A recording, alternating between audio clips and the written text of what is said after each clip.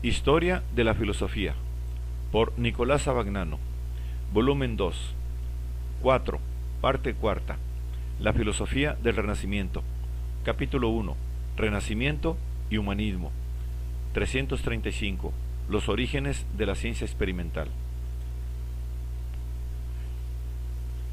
Con el reconocimiento del carácter esencial y determinante de la relación del hombre con la naturaleza, el humanismo establece la premisa fundamental de la investigación experimental moderna. Se ha insistido mucho en estos últimos tiempos sobre la importancia de la contribución que los escolásticos del siglo XIV dieron a la formación de la ciencia moderna, con la crítica de fundamentales teorías aristotélicas como la del movimiento de los astros y de los proyectiles. Comparando estas contribuciones con la hostilidad que los humanistas manifiestan hacia Aristóteles como físico y en general hacia las especulaciones físicas y metafísicas de los escolásticos, se ha llegado a veces a la conclusión de que el desarrollo de la ciencia moderna está más vinculado al aristotelismo tradicional que al humanismo renacentista. No obstante, ya se ha visto que la aversión hacia el Aristóteles físico y la preferencia otorgada al Aristóteles moral es, para los humanistas, un motivo polémico encaminado a acentuar la importancia que ellos pretenden dar a las disciplinas morales, consideradas como indispensables para dirigir la vida activa del hombre. Este motivo polémico no implicaba la aversión a la naturaleza o a la investigación y observación directa de la naturaleza, pues el arte del Renacimiento, tan estrechamente emparentado con el movimiento humanista, la consideraba como su fundamento, su guía y su ideal. Ahora bien, la investigación científica, tal como se anunció en las intuiciones de Leonardo y en la obra de Galileo, era una investigación fundada en la observación y en la experiencia.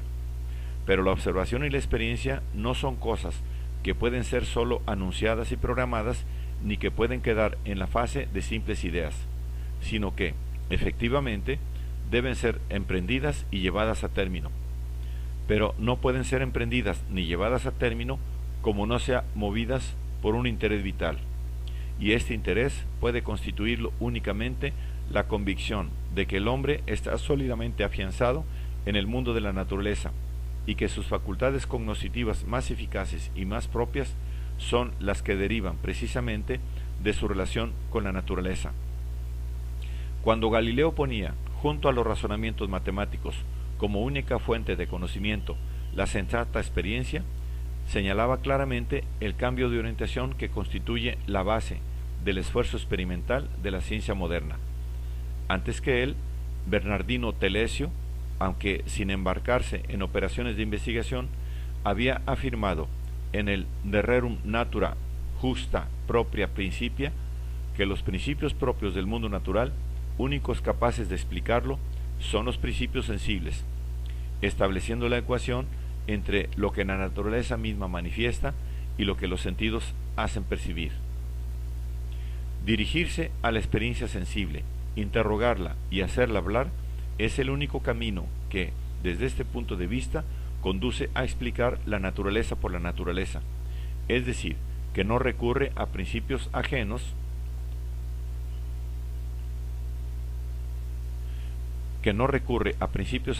a la misma naturaleza.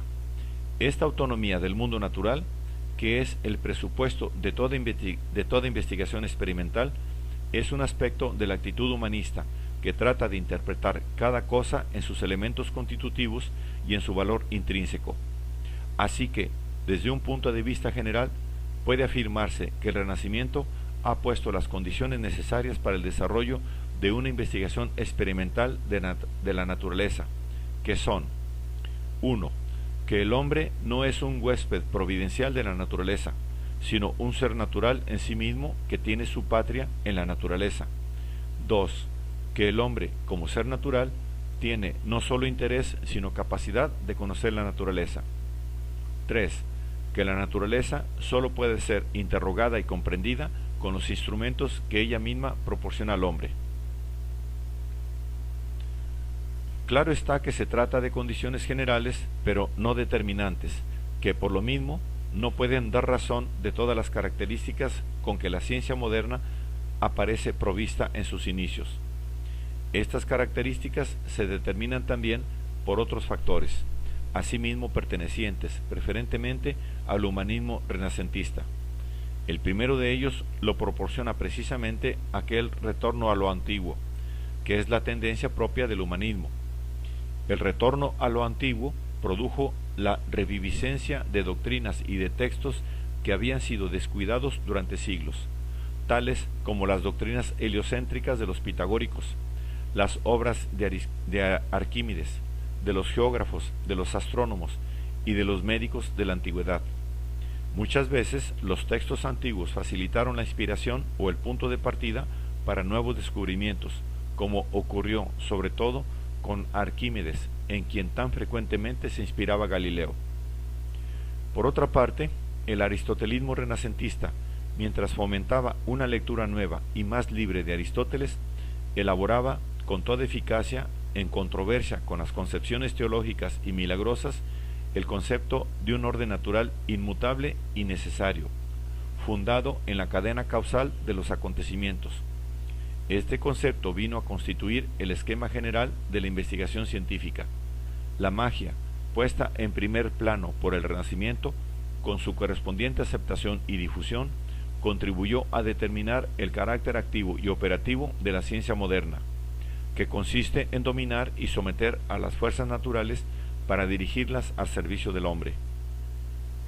Finalmente, del platonismo y del pitagorismo antiguo derivó otro presupuesto, suyo fundamental, en el que insisten tanto Leonardo como Copérnico y Galileo.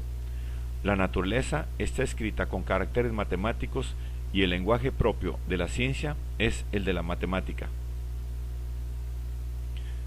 En todos estos factores que, con diversa importancia y de diferentes maneras, condicionan los inicios de la ciencia experimental en Europa, el Renacimiento se halla presente en forma directa o indirecta en algunos de sus aspectos esenciales.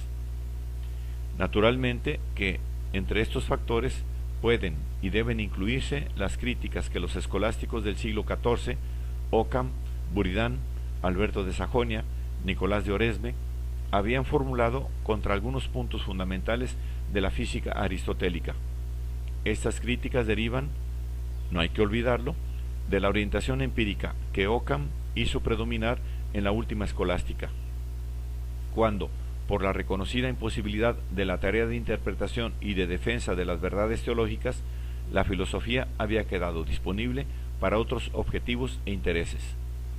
Aquellas críticas derivan su valor no del hecho de inscribirse en el aristotelismo tradicional, sino de ser anti-aristotélicas y constituir la primera manifestación de aquella rebelión del aristotelismo que en la segunda mitad de aquel mismo siglo y durante el siglo siguiente dieron lugar al humanismo.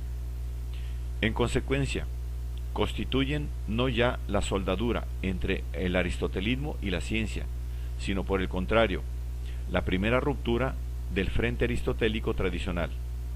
Sin embargo, el aristotelismo del siglo XIV, como a gran parte del aristotelismo renacentista, le faltaba el reconocimiento de la naturalidad del hombre y de sus medios de conocimiento, que es la condición indispensable para toda investigación experimental de la naturaleza. En este aspecto, el aristotelismo no podía proporcionar a la ciencia ningún impulso o motivo de vida.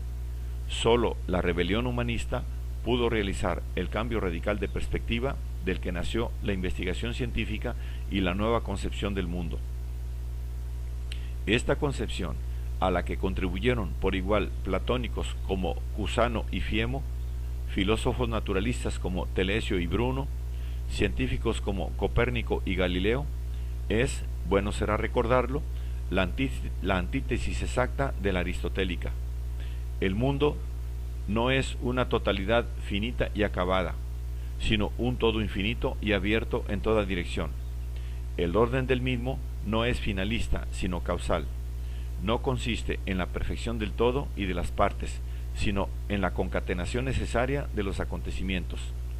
El hombre no es el ser en quien desemboca la teleología del universo, y cuyo destino está confiado a esta teleología, sino un ser natural entre todos los demás, que además tiene la capacidad de proyectar y realizar su propio destino. El conocimiento humano del mundo no es un sistema fijo y acabado, sino el resultado de tentativas siempre renovadas que continuamente deben ser sometidas a control. El instrumento de este conocimiento no es una razón supramundana e infalible, sino un conjunto de poderes naturales, falibles y corregibles. Estos son los rasgos de la concepción general que todavía se mantiene en el fondo de nuestra ciencia y de nuestra civilización.